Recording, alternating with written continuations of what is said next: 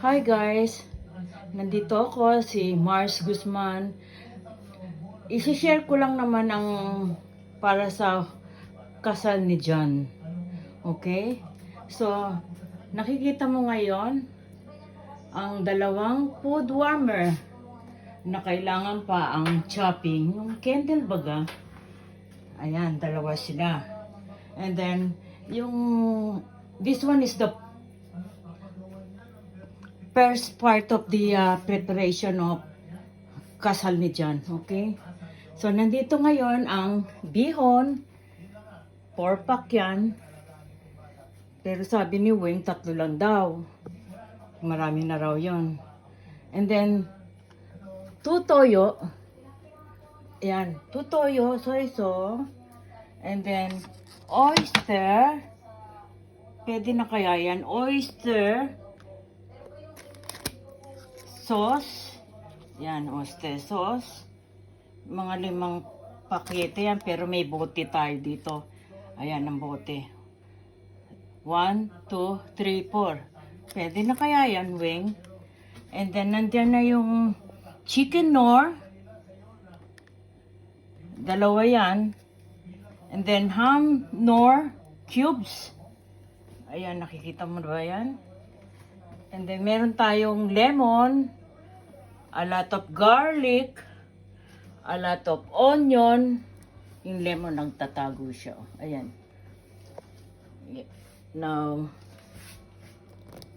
black pepper, yung pino, durog siya.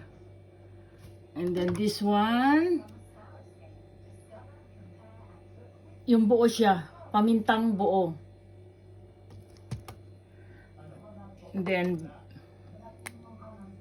bay leaves. Ayan siya. Ano pa ba yung hindi ko pa nababanggit? Ayan. Part 1 pa lang to Hindi ko pa na, kung ano pa yung kulang. Ay, may patis. Ayan ang patis. Fish sauce. Oyster sauce. Ham, chicken, pamintang pino, pamintang buo, and then bay leaves, bawang, sibuyas. Yung mga gulay sa ano na lang, sa pantry. So, para kulang na lang nating bibilin, oil, rice, at saka yung mga meat, at saka breadcrumbs. Yun na lang, sa listahan ni Wing. Sinunod lang namin yung sa listahan. Pwede pa kayang gamitin to, gisa? Weng, kailangan pa ba itong gisa? Ginisa mix? Ayan, ginisa mix.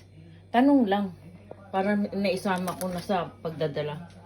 Ayan siya, ang part 1, kasama ang 2 food warmer. Malaki siya. 9.5. Ayan.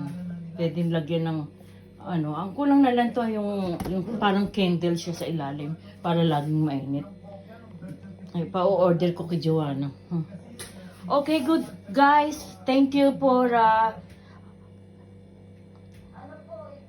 so just share, comment, and like. This is Mars Guzman. Don't forget to subscribe on my channel. Okay, bye-bye. See you later. Babu.